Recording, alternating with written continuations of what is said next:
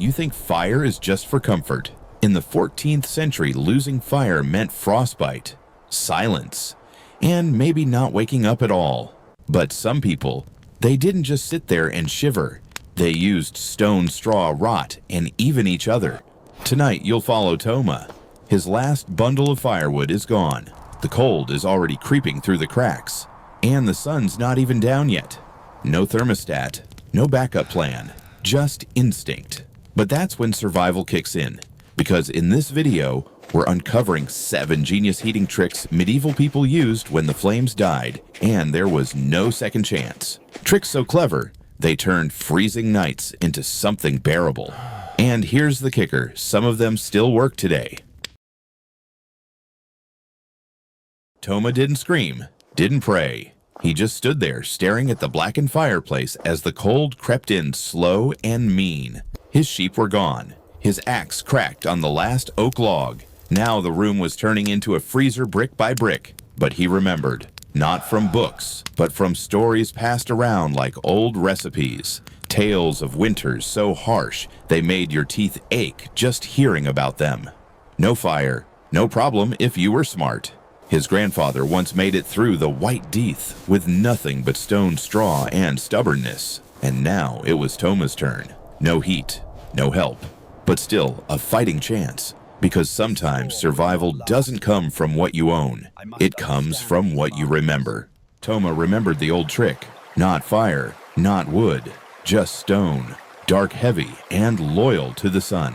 That afternoon, before the cold swallowed the valley, he carried 4 black rocks from the stream bed and laid them outside his south wall, right where the sun still kissed the earth. They soaked in the warmth quietly. No flames, no smoke, just silent preparation. When night came and frost crawled through the cracks, Toma didn't light a fire. He brought those rocks inside, one under the bed, one by his feet, one wrapped in cloth resting against his spine. And it worked. Not like a furnace, but like a memory-slow, steady heat that didn't ask for fuel.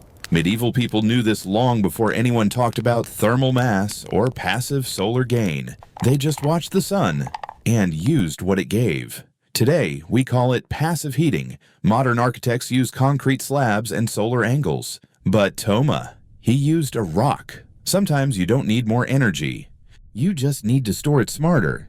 The stew was done. The fire barely embers. But Toma didn't waste the heat. Before the oven cooled completely, he reached for his tunic rough wool, still damp from yesterday's snow, and shoved it inside. No magic. Just warmth, trapped in stone and clay. 15 minutes later, he pulled the tunic out. Steam curled from the sleeves. The fabric was soft, dry, and warm, almost like it had a pulse. When he slipped it on, it felt like a hug he hadn't had in years. Medieval folks didn't try to heat the whole room. That was a losing battle. They focused on the one thing that mattered most, body heat. If you could warm your clothes, you could warm your core. And that meant survival. Some built warming shelves above the hearth. Others wrapped hot bricks in cloth and pressed them into sleeves or boots. And, before bed, cloaks were laid near the ashes, not for drying, but for preheating. Today, we use electric blankets, heated jackets, dryer cycles. Back then, it was just a warm tunic pulled from a bread oven, and sometimes that made all the difference between misery and moving forward. The floor was colder than stone. Every time Toma tried to sleep on it, it felt like the ground was sucking the heat right out of his bones, so he stopped fighting it. Instead of trying to warm the room, he dug into the floor itself just 2 feet down next to the hearth. Then he lined the pit with dry straw, old wool, and some goat fur. He didn't build a bed. He built a nest. And when he curled into it, tucked deep under layers of cloth and straw, something changed. The wind still howled. The walls still groaned. But in that tiny pit, his body heat stayed. It wasn't comfort. It was survival. Medieval peasants knew this instinctively. If you couldn't fight the cold, you burrowed beneath it. Modern campers call it insulation and ground barriers. Toma just called it common sense. Today, we roll out foam pads and sleeping bags. Back then, they rolled into straw like foxes in a den, curled up tight with one goal in mind: don't lose heat. Don't lose the night. The bench looked harmless, but when Toma sat down, it felt like ice had teeth. Wood in winter isn't warm. And stone. It's downright merciless. So he did what the old folks used to do. He grabbed a flat rock from the fire pit, still warm from the stew, wrapped it in a scrap of cloth, and tucked it right into his hay cushion. 5 minutes later, the bench didn't bite back. His spine relaxed, his hands stopped shaking, and for the first time that night, he stopped clenching his jaw. In medieval homes, seating wasn't a luxury, it was a liability. Sitting on cold stone could drain your core heat faster than standing in the wind. So they got smart, they insulated where they sat. Hay cushions, straw pads, scraps of wool, anything that kept the cold from seeping in. And if they had something warm like a heated stone, even better. Today we have heated seats in cars, thermal pads, memory foam. But back then, survival was one warm rock. And knowing where to put it. Sometimes the difference between freezing and functioning is just the place you choose to sit. The fire was gone, the rocks had cooled, and the cold was no longer creeping, it was crashing through the walls. Toma had one option left. He stepped into the stable. It wasn't warm, it wasn't clean, but his old goat was still breathing, still radiating heat. So Toma lay down on the hay back to the wooden partition just inches from that beating body. It wasn't romantic, it wasn't comfortable, but slowly, the chill stopped biting, and sleep came not deep, but enough to survive. In alpine villages, this wasn't desperation. It was architecture. People lived above their animals using body heat like a furnace beneath the floor. Big animals like cows and oxen gave off incredible warmth. Even chickens and goats made a difference. Today, we sleep with heated blankets. Back then, they slept with something that ate grass and snored. It wasn't pretty, it wasn't quiet, but in the dead of winter, warmth doesn't care where it comes from. And if survival means curling up near hooves and hay, well, that's a trade Toma was willing to make. That night, the storm howled like a wounded beast. The walls shook, the door groaned, and everyone in the village knew no firewood left. So they gathered. Toma didn't like the idea. He was a quiet man, used to sleeping alone, but tonight, he didn't need silence. He needed heat. They pushed the beds together, laid every blanket they had. 4 bodies. One goal, don't freeze. And it worked. Arms tangled, backs pressed tight, steam rising off the pile like a kettle. It wasn't polite. It wasn't pretty.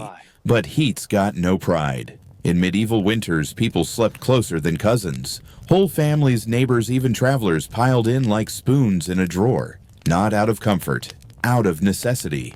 Today we have double-paned windows and electric heaters. But even now, survivalists and Arctic teams use this same trick. They call it the human heat cluster. It's biology over ego. And for Toma that night, as the frost scratched at the shutters, he didn't care who snored, as long as someone breathed warm next to him. Toma's blanket was thin. His bones ached. And every draft through the wall felt like fingers tugging warmth straight off his skin. But he had one last tool, his cloak. Not just any cloak. Thick wool, double-layered. The same one he herded sheep in, trudged through snow, with slept in when there was nothing else. That night, Toma didn't lay it over his bed. He wrapped himself inside it like a burrito with a heartbeat. Then he stuffed straw between the layers. Not much, just enough to trap air. And keep the cold guessing. Within minutes, the difference was real. The wind still howled, but his chest stayed warm. His toes stopped twitching. He wasn't comfortable, but he wasn't freezing either. In medieval times, cloaks weren't just outerwear. They were sleeping bags before sleeping bags existed. The trick wasn't warmth. It was layering and insulation, turning a single garment into a shelter. Today, we pay $300 for ultralight down jackets and thermal quilts. Back then, a good cloak and a handful of straw did the trick. And when the cold came hunting, Toma knew how to vanish inside a cocoon of his own making. By morning, the frost had settled, but Toma was still breathing, still warm, not because of firewood, but because of memory. 7 tricks passed from hand to hand, generation to generation, not written in books, not taught in schools, just lived over and over again. And here's the thing, they still work. You don't need a thermostat to survive the cold. You need knowledge, ingenuity, a willingness to get close to the earth and maybe to each other. Today we chase comfort, but medieval people chased survival, and sometimes that meant huddling like animals or stuffing straw in your sleeves. Not glamorous, but effective. If even one of these techniques spoke to you, try it. Practice it, because the weather won't always wait for technology. And old wisdom, it has a way of coming back around when we need it most. If this story lit a spark in you, subscribe. We've got more Forgotten Systems, real stories, and ancient tools still beating the cold today. And who knows, one might save you too.